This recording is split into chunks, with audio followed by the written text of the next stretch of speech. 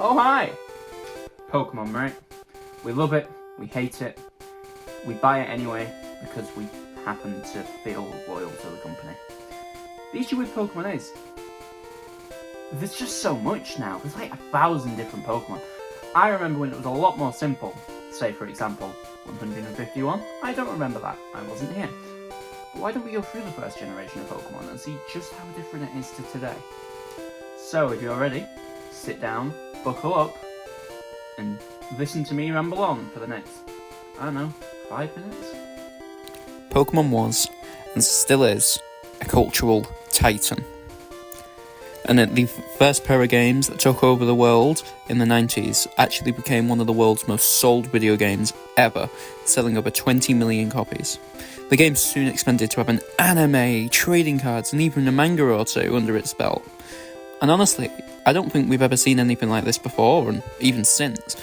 Pokemon is still as popular as ever, with the game still being system sellers to this day, and recently the games have been getting a bit of criticism from fans for being lazy, and honestly, I think while there has definitely been a shift in quality, I think it's only a matter of time until we go back to amazing games.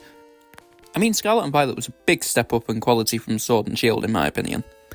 But enough about that, let's talk Gen 1.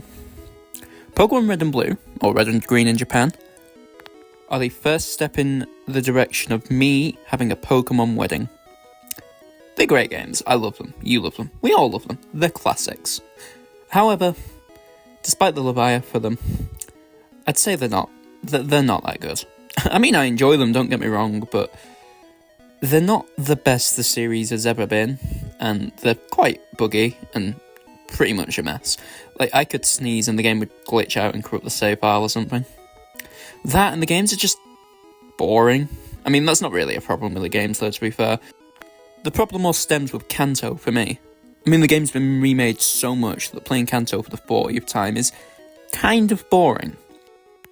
Playing these games is fun, but the best way to play is obviously on the original Game Boy, or other Game Boy hardware. I have the GBA, but I could also play my TV with Pokemon Stadium. Oh yeah! Gen 1 has a load of spin-off games. For example, Pokemon Snap, a photography game about taking photos of Pokemon.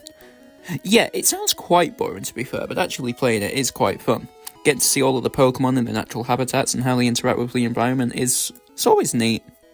Pokemon Stadium's the world's first ever Pokemon Battle Simulator game, where you get to see your Pokemon battle in 3D for the first time. I've spoken about this before, but Pokemon Stadium 1 is actually Pokemon Stadium 2 in Japan, and our Pokemon Stadium 2 is actually Pokemon Gold and Silver in Japan. The game is fun, and I've spent many hours battling away with rental Pokemon and trying to beat the Master Ball Cup. The game is fun and it is honestly worth checking out if you have a Nintendo 64 of your own. Actually, the Nintendo 64 has like so many Pokemon spin-offs, and an infamous one is Hey You Pikachu. Hey You Pikachu is a game where you have your very own Pikachu to talk to, with the Nintendo 64 microphone, and I'll give you one guess on how good the voice recognition from 1999 was. Yeah, it wasn't the best.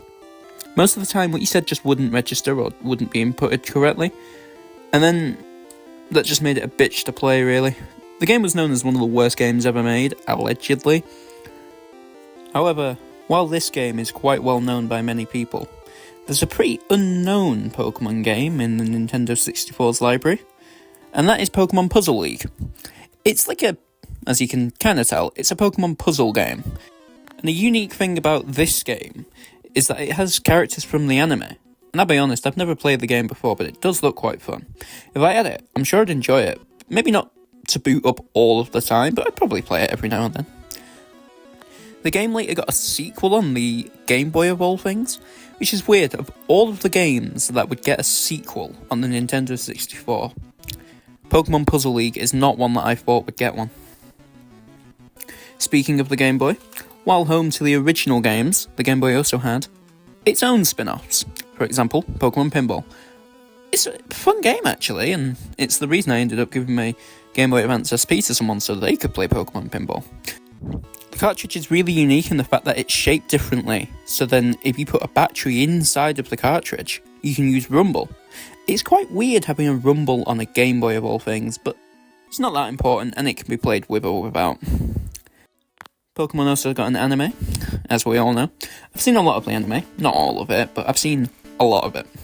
It definitely means a lot to me as I grew up watching it, and seeing Ash become the world champion honestly brought a tear to my eye when I watched it. Seeing Ash set off into a new journey with Bowser's really made me feel like really weird.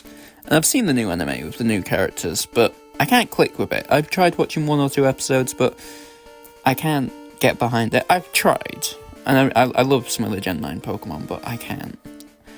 It's just not the same with Ash, you know? The trading cards are good and fun to collect. Playing the game itself is kind of weird. I've never met anyone who actually knows how to play the card game. And I mean, I know my way around the game, but I wouldn't say I know how to play. Like a pro. But I know, like, how to use energy cards and stuff. My favourite Pokemon this generation is probably going to be Gengar. I mean, he's so cool, and he's so literally just... My favourite Pokemon this generation is probably going to be Charmander. I mean, look at him. He's literally so cute, and, like, he just goes... and I love him so much. He's literally the best Pokemon in the world. But the thing is, Pokemon Generation 1, it's just kind of weird. Like, it's great, and it's good fun, but you're playing it, and you just think, man, this is a piece of shit. But it's not shit like it's boring and just bad. It's shit as in primitive, as in good, but not very good. I don't think I'm making much sense. But I love all Pokemon. I love it if it's bad, if it's good, if it's mediocre. As long as it's Pokemon, it works for me. There's not a bad Pokemon game in my eyes. There's bad Pokemon and bad Pokemon spin-off games, but I'll always have fun with a Pokemon game, you know what I mean? Pokemon's Pokemon. And, let's be real, if there was no Pokemon, I wouldn't have any game credit.